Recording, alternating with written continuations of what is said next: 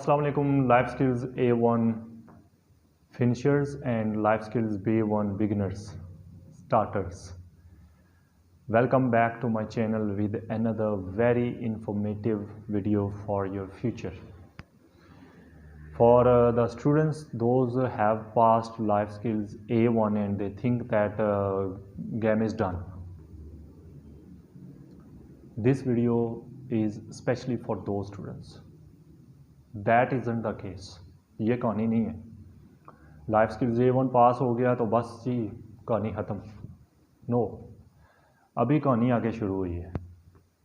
अभी आपने यूके में पहले तो वीज़ा अप्लाई करना है। वीज़ा अप्लाई करके फिर आपने एयरपोर्ट पे जब जाएंगे इमिग्रेशन वाले आपसे क्वेश्चंस करेंगे तो आपने अपनी जो है ना वो रूटीन को छोड़ नहीं देना। आपने जो है ना अपनी इंग्लिश पे वर्क करते रहना है। मैंने केसेस ऐसे देखे हैं कि स्टूडेंट्स ने छोड़ दिया, बड़ी रटा के पास किया था और छोड़ दिया और 4-6 महीने बाद जब वीज़ा लगा गए एयरपोर्ट से, उन्हें इंटरव्यू लिया गया, उन्हें कुछ पता ही नहीं था। उन्होंने कहा जी ये सर्टिफिकेट आपने कहाँ से लाया, गो बैक, डिपोर्ट कर दिया। सो इंग्लिश को स्किप नहीं करना, टच रहना है, because you people are going to the UK. अब आपकी इंग्लिश स्ट्रॉन्ग होनी चाहिए, अब आपको उस चीज़ से कनेक्ट होना चाहिए। ये टाइम आपने ज़ाया नहीं करना, ठीक है। और एक और चीज़ मैं आज क्लियर करना चाहता हूँ।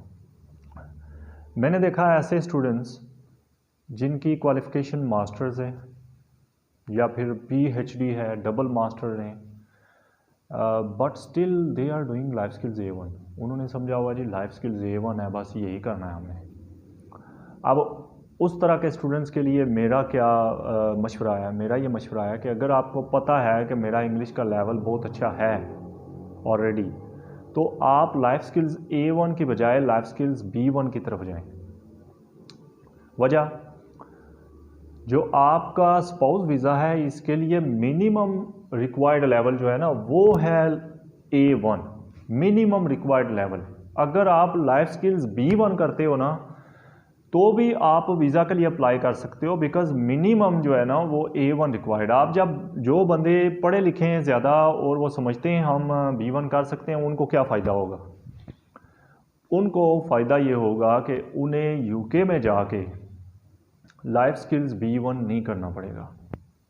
अब मैं थोड़ा डिटेल में समझाने लगा हूँ आप लोगों को।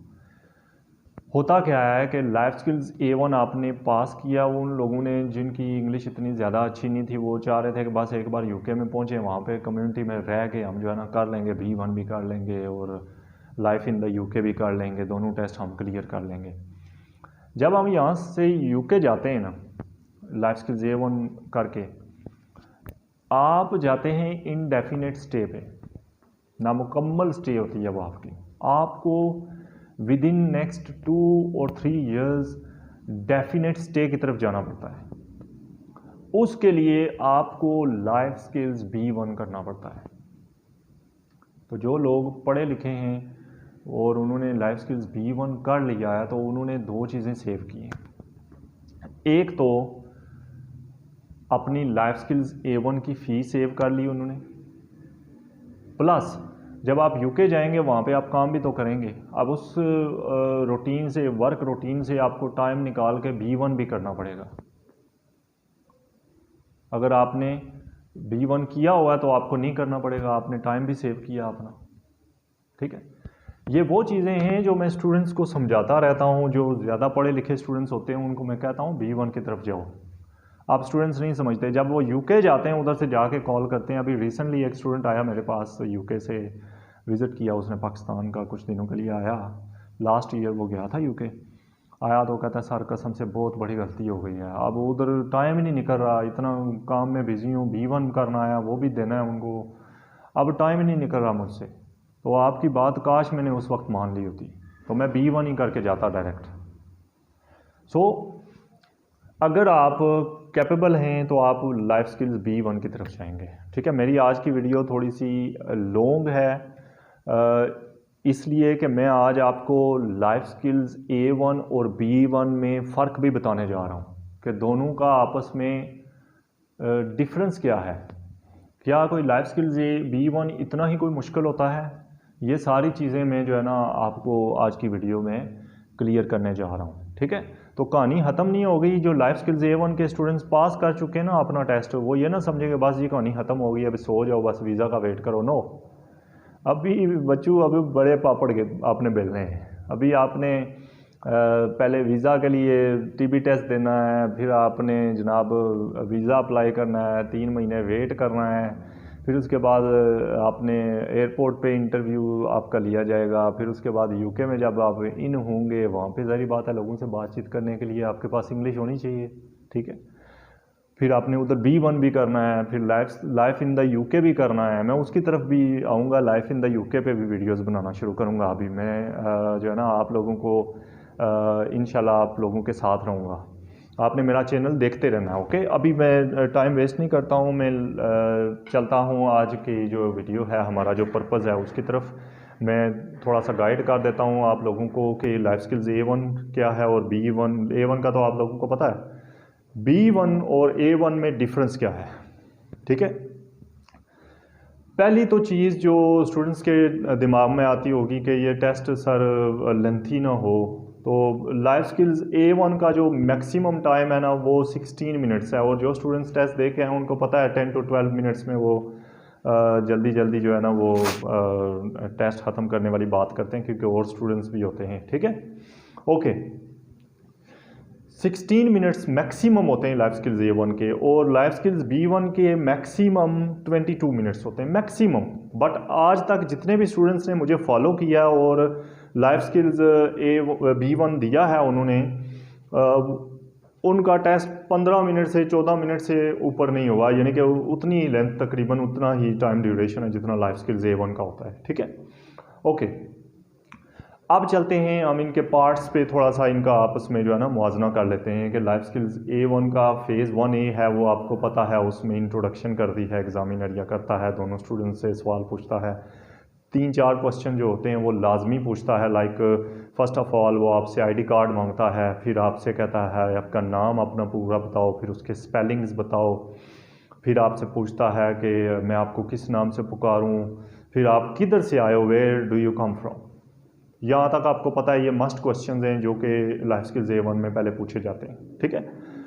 और फिर दोनों से ये क्वेश्चन पूछ के एक कोई और भी टॉपिक वो कहती है, now I want to ask you 1 or 2 questions about free time, या फिर बाज़ औक़ात नहीं भी पूछते, ठीक है।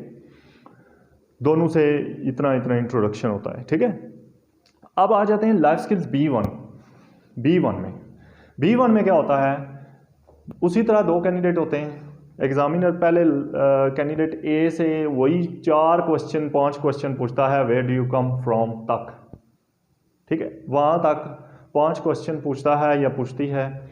उसके बाद एग्जामिनर क्या करती है, दोनों से पूछ के 5 क्वेश्चंस, फिर आपको एक टॉपिक देती है, कहती है कि now I would like both of you to ask each other some questions or get to know about each other about the work you do।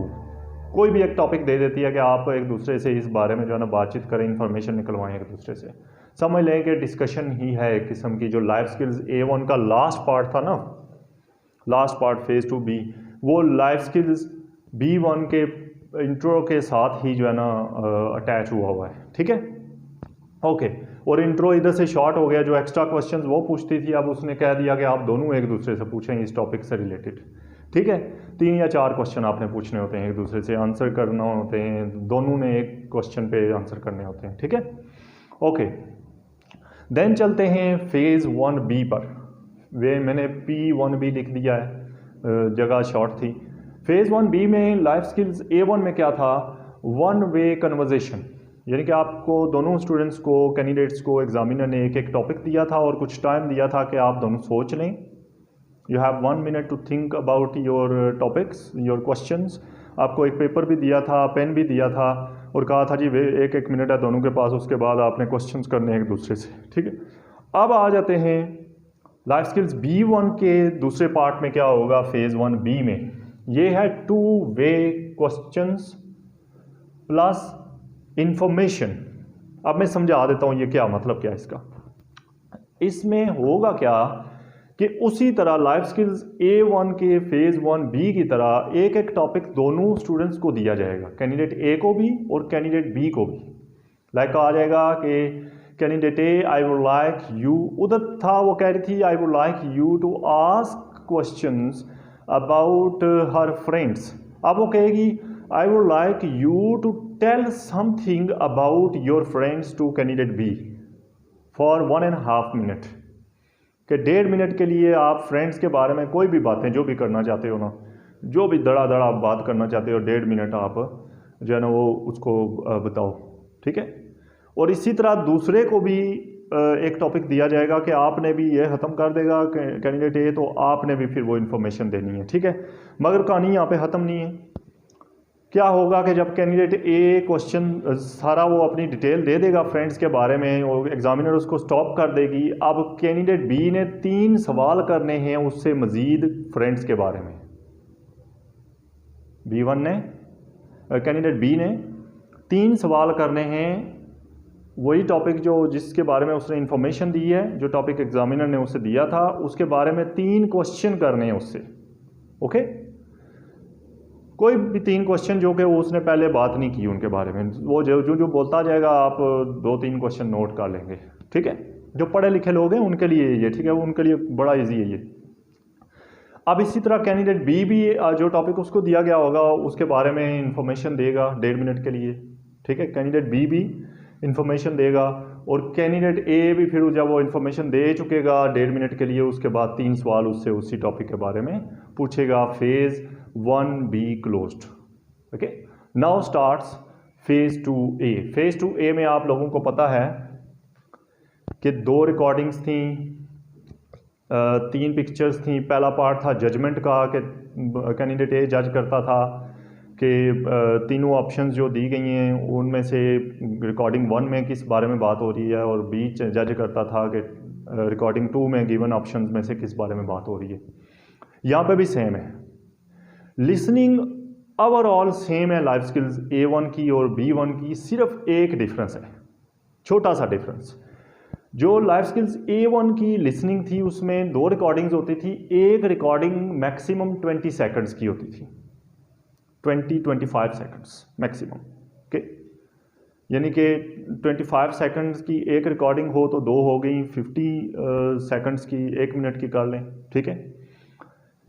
Life skills B1 में क्या होगा कि एक रिकॉर्डिंग 35 सेकंड्स की होगी, ठीक है, मैक्सिमम 35 सेकंड्स की, यानी कि 1 मिनट और कोई 10 सेकंड की जो है ना आपका लिसनिंग का, दोनों लिसनिंग की ड्यूरेशन होगी, ठीक है, दोनों ऑडियोज़ की ड्यूरेशन होगी। यही डिफरेंस है और कोई डिफरेंस नहीं है, ठीक है।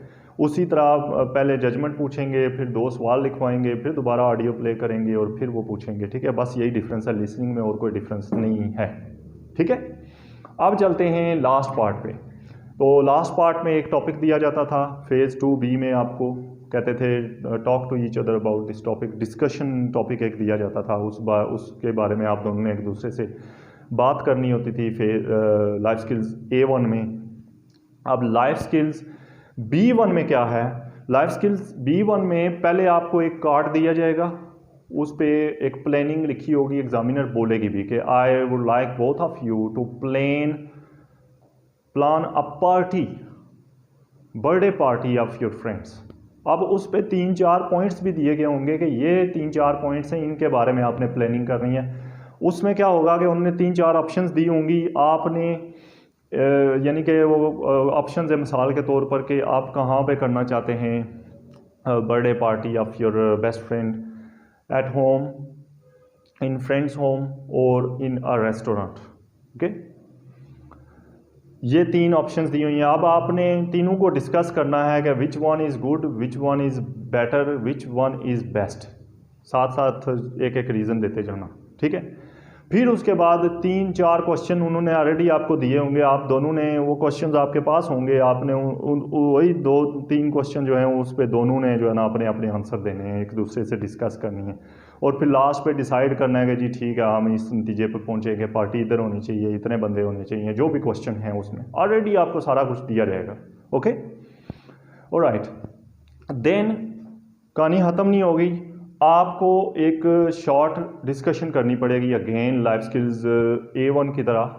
आपको एक टॉपिक दिया जाएगा और कहा जाएगा कि इस बारे में एक दूसरे से बात करो। इनके लाइफ स्किल्स B1 में 2 बार डिस्कशन करनी पड़ेगी आपको, ठीक है। एक बार इंट्रोडक्शन पार्ट में और एक बार लास्ट पार्ट में प्लानिंग के साथ, ठीक है। इनके फेज़ 2B के भी 2 हिस्से हैं और फेज़ 1A के भी 2 हिस्से हैं, ठीक है। ये डिफरेंस है लाइफ स्किल्स A1 में और B1 में। जो लोग ज़्यादा पढ़े लिखे हैं और वो ये फ़ायदा उठाना चाहते हैं कि उनका एक तो लाइफ स्किल्स A1 की फ़ी भी बच जाए, दूसरा उनका UK में जाके उनको दोबारा B1 करना पड़ेगा। अगर आपने B1 यहाँ से किया और उस पर अप्लाई किया तो वो इमिग्रेशन में उनके पास नोट हो जाएगा कि आपके पास लाइफ स्किल्स लेवल B1 मौजूद है, तो आपसे वहाँ पे रिक्वायरमेंट नहीं होगी B1 की, ठीक है। सो वहाँ पे आपको एक तो टाइम आपका बच जाएगा, आपकी टाइम से ज़्यादा प्रेशियस कुछ भी नहीं है, कीमती कुछ भी नहीं, आपका टाइम बच जाएगा। ये है डिफरेंस जो मैंने आज बताया आपको लाइफ स्किल्स A1 और B1 में। ये स्पेशली उन लोगों के लिए है जो ये मेरी वीडियो जिन्होंने life skills A1 recently pass किया है। प्लीज़ आपने इंग्लिश को छोड़ नहीं देना कि बस जी बस हो गया, जो होना था ना वो हो गया, बस हुण सह जो ये काम नहीं होता, ठीक हो गया। तो तुसी वीडियोज़ वेखदे रहना, तुहानू काम देनी है, okay. See you sooner back with another interesting video related to life skills A1, B1 and life in the UK as well. Till then, Allah Hafiz, Pakistan Zindabad.